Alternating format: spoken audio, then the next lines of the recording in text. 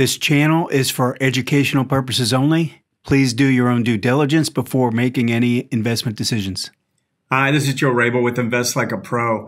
Today's video might be a little bit shorter than normal because I've got some power issues here. Washington, D.C.'s got a snowstorm going. And I just want to make sure I get this video done.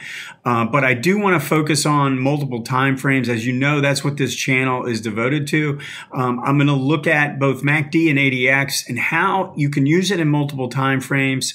And I'm going to show you a specific trade setup and how I think it could have helped you both provide you a pretty strong entry point and also avoid a bad one.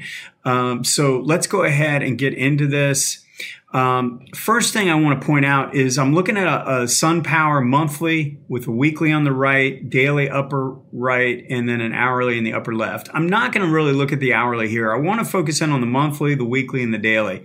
And we had a really strong move to the upside that got way out of control to the upside. And when I see this kind of a spike move like that, it doesn't deter me from doing a pullback trade and playing this back to the upside this way. However, when I see that kind of a violent reversal, I'm looking for a target that's more like this. I'm not necessarily looking for a new high or even a test of that prior high.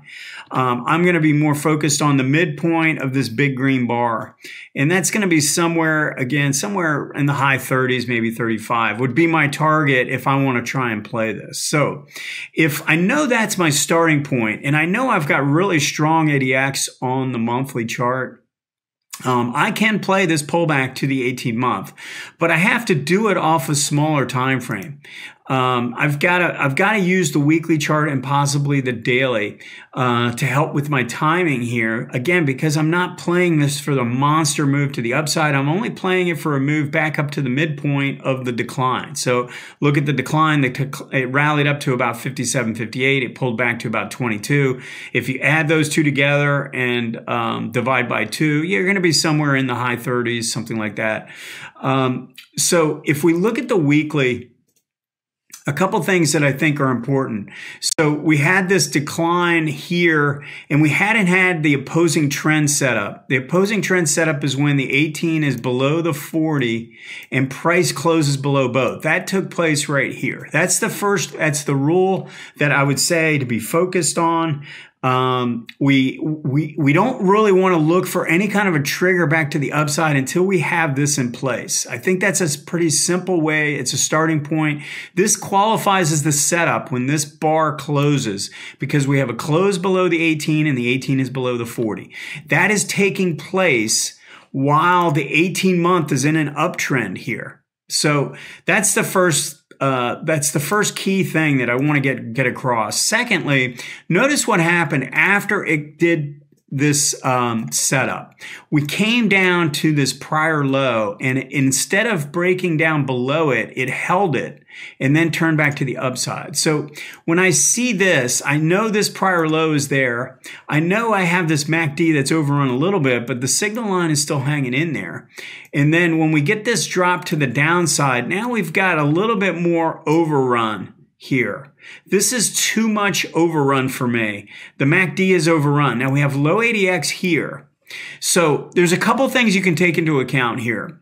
If I want to play this, I have to go down to a daily chart. If I'm going to play this from down here, and I want to get an early entry because this is holding the low, but based on what MACD is doing, I can't do it off I can't do this off of this time frame. I can't do that. For me, I have to wait for a little bit more confirmation on this time frame. So I would wait for this to come up, and then I would buy the first pullback. And when that happened, you never got an entry. So it's completely acceptable if you wanted to use the monthly and the weekly in this situation not to play this. You would have never gotten in because it ran up to the upside, and then when it pulled back, it just kept pulling back, and it never really turned here at the 18. However, I want to make sure you get this because we've come down and tested this low and we held.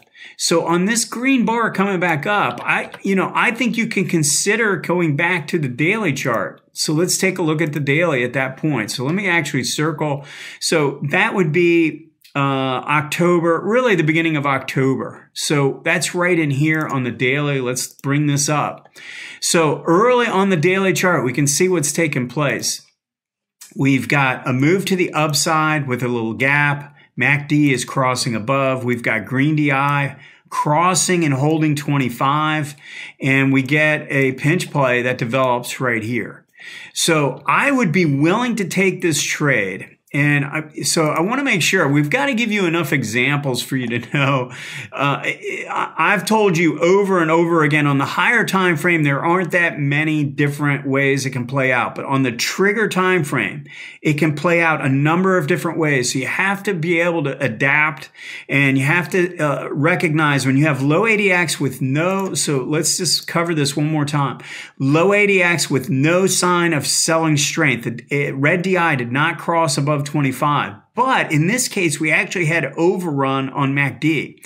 So I'm looking at this and I'm saying, I am probably gonna, if I'm gonna trade off the weekly chart, I'm gonna wait for the first pullback. I'm gonna make it go up and then buy the first pullback. Now that first pullback could have happened. It could have come here and pulled back. It didn't have to go all the way up like that and pull back. Anywhere where it gets back above and pulls back, I would be willing to do that because we'd have more of a 1, 2, 3 look to it. However, because the ADX is low and there's no sign of sellers here, I would be willing to go down to the daily chart and again play this from an aggressive standpoint. I know that my entry, my target's going to be somewhere in this zone up in here. It didn't quite make it, but if I'm playing off the daily chart and I know my entry's here, my stop's going to be something like this. I'm taking a few profits along the way. This is going to be a profitable trade, even though on the weekly chart, it never really triggered.